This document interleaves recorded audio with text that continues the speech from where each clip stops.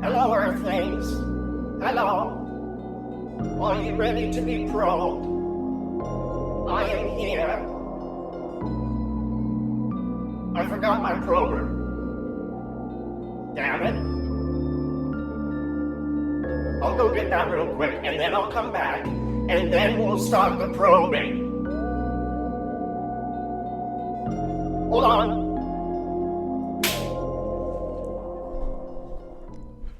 What up, guys? It's your boy Grizzly. Dude, I'm glad you clicked on this video, and honestly, I don't know why I haven't done a video. I mean, maybe I've talked a little bit about stuff, but I usually just do fun, like, comedy shit.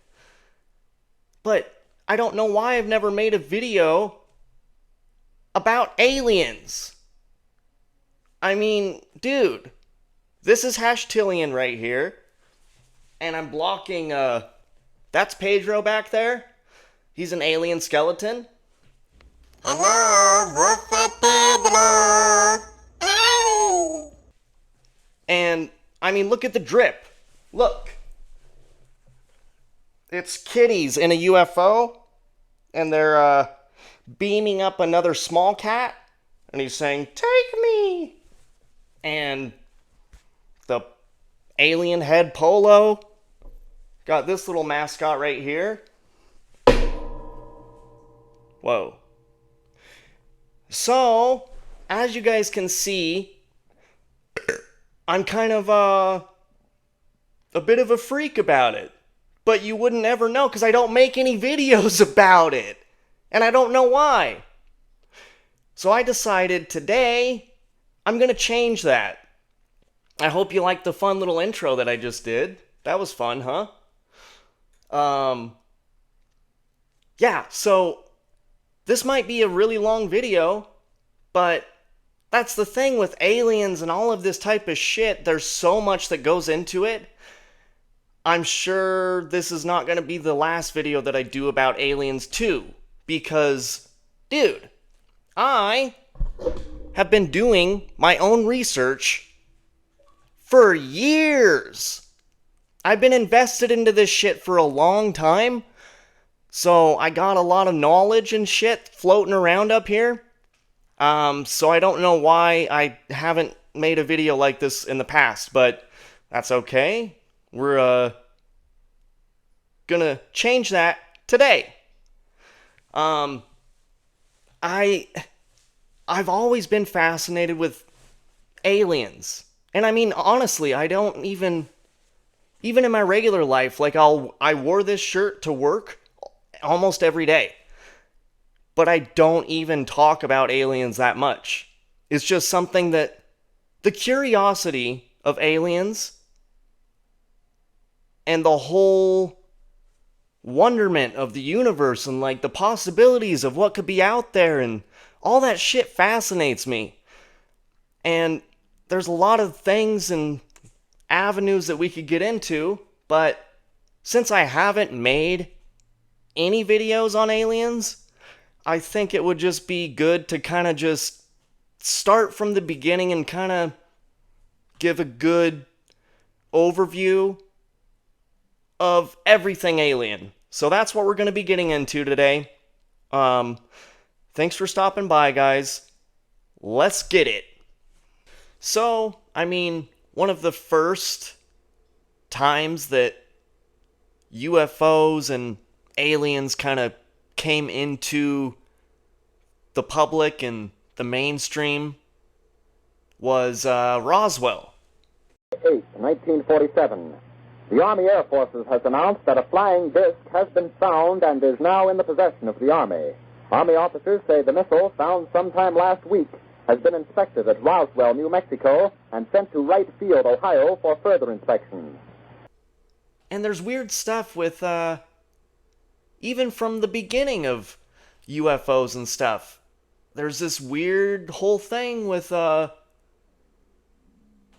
things happen, or an incident occurs, and then some information gets released to the public, and then they kind of go back on that because they had that happen in Roswell, New Mexico in 1947, and apparently a UFO crash landed, and they recovered alien bodies. But I think it was just a couple days after that, they came back out with another news report and said, hey, just kidding. That was bullshit. It's actually a weather balloon. What? What are you talking about? Now, and, hold on. Where is it? Now, I used to do a lot more reading. I have a lot of fun conspiracy books and like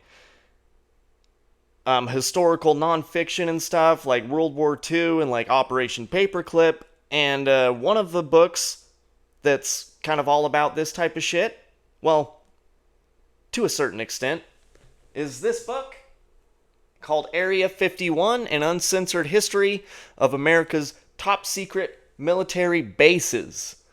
And it's a really good book. It's by Annie Jacobsen, and it gets into a lot of this type of shit.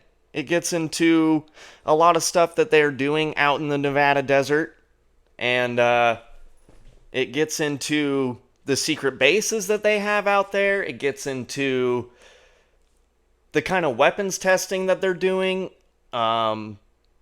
It gets into a lot of the spaceships and crafts that the vehicles that our government is working on. Not only like the conspiracy alien type of shit, but like the real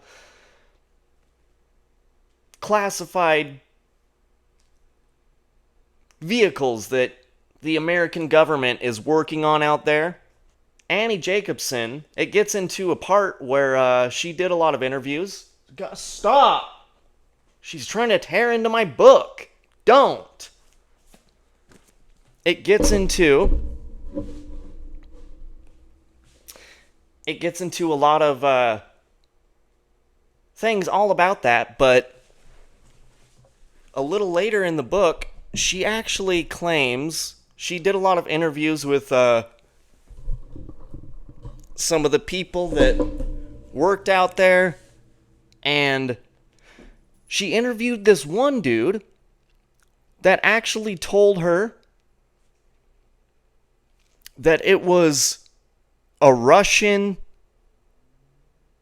spy plane, and that the Russians actually put disabled children in the UFO. They surgically modified these children to look like aliens, and then sent them in the ship and crashed the ship on purpose to honestly confuse the Americans and make them think that a UFO had crash landed.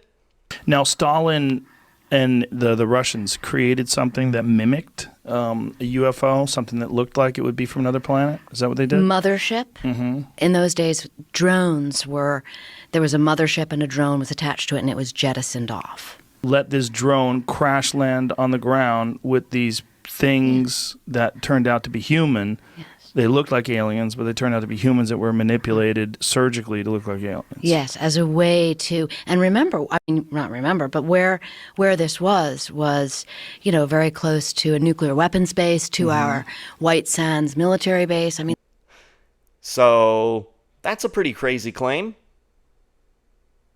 Don't know. Her sources are pretty good, though. It's a really good book, though. It has a lot of information. And in this book, too, well, even before that, with the UFO Roswell crash incident, there is an interview of W. Glenn Davis. And You can find the whole thing uncut on YouTube. He was inquiring about what would be the smallest possible casket that we could get that would be hermetically sealed. And he kind of gets into, he was a mortician for a funeral home they did a lot of services for the Army Air Force base that was in that area. But they ended up calling him and getting in contact with this dude, W. Glenn Davis, because they were trying to figure out how to preserve an alien body, basically. And he didn't have direct contact with these bodies, but he talked to a lot of people on the Air Force base that told him all of these specific details about the alien bodies and their anatomy. The difference between theirs and ours, from the wrist to the first joint here, that it was probably 1.5 times longer than the top part up here. The nose was only a couple of very small orifices, holes right there, just above the lip line. But it had, there wasn't anything covering it. And it was just like 2 small indentations there, and that was it. The hands, well, there was one hand. There was one hand that evidently wasn't attached to the arm. And she said that where she got sick and left the room was that this doctor had the long forceps and picked the hand up and turned it over. And that's when they noticed that there wasn't any thumb. None of the bodies had any thumbs or anything. They were just long, very fine, very delicate fingers, no fingernails. But right at the tip of each finger, it looked like there was a pad. That is a good interview to check out if you're interested. And he even went on to say that he didn't see any of the bodies, but he saw part of the alien craft. And he even said there was writing on it, and to him it resembled ancient Egyptian writing, which is pretty wild, because if you guys are fans at all of Ancient Aliens. Egypt. The Great Pyramid is arguably the most enigmatic structure on the face of the earth. It is the only surviving wonder of the ancient world and has inspired endless speculation as to how it was built and what purpose it served. They do a lot of speculation and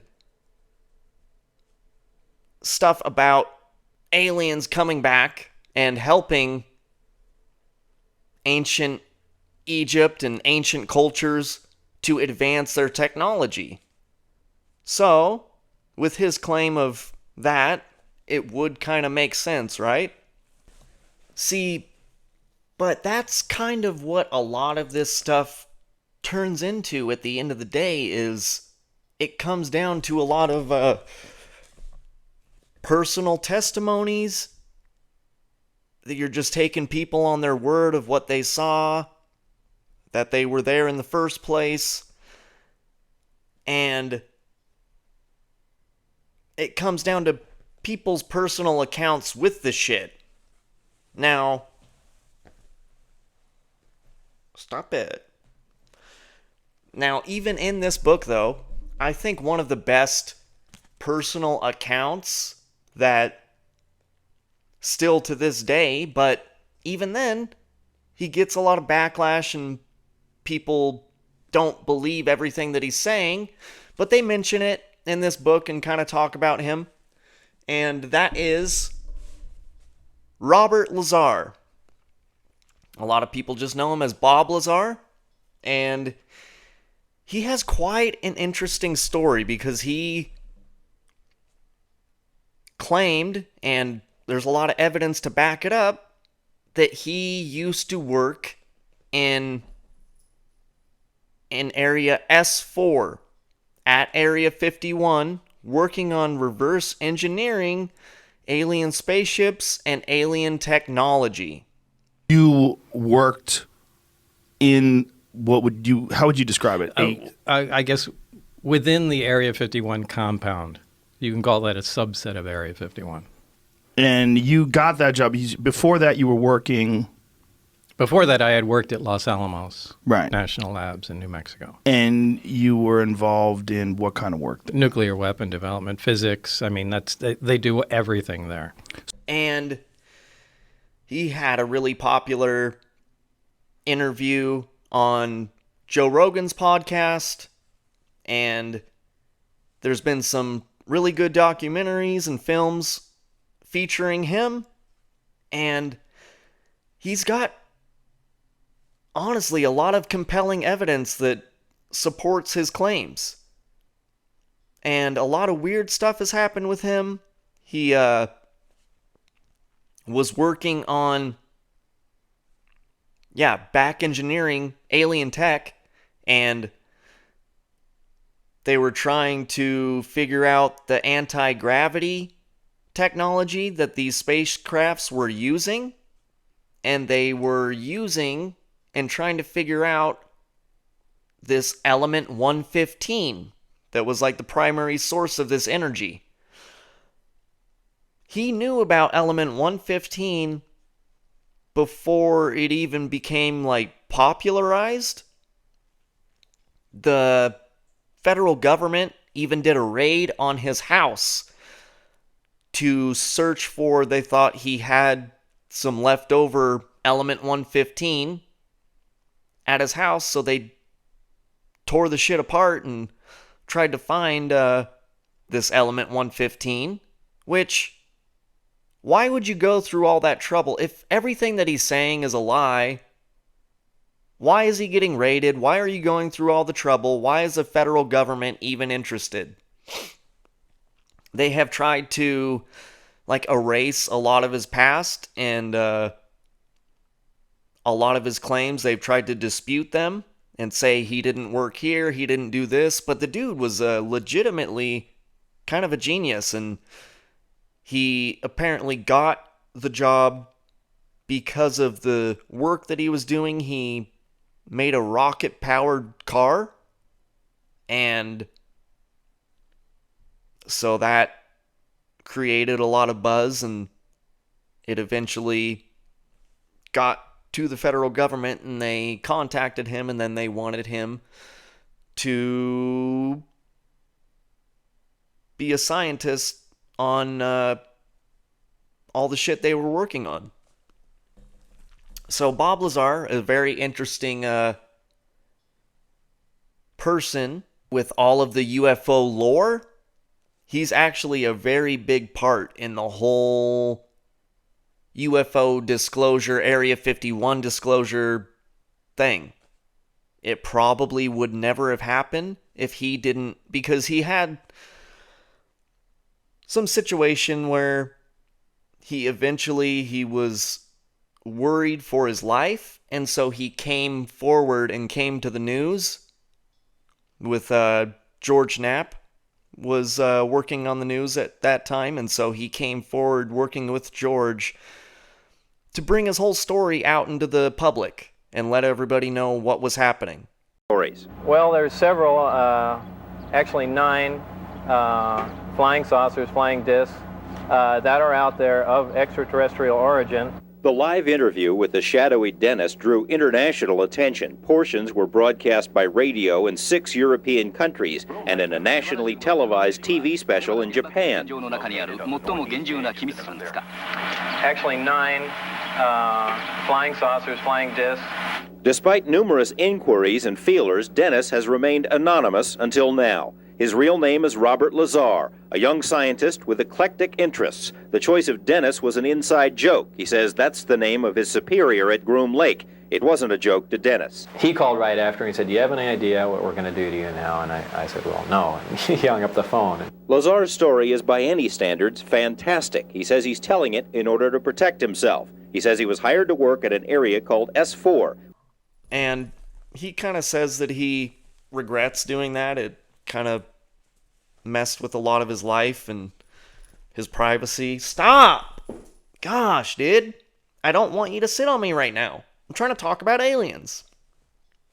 But, yeah, he's a very interesting person in the whole UFO history. Area 51 history. I love you, but you can't sit here. Okay.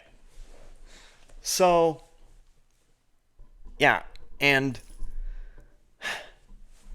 after Roswell incident and before Bob Lazar, there was a whole now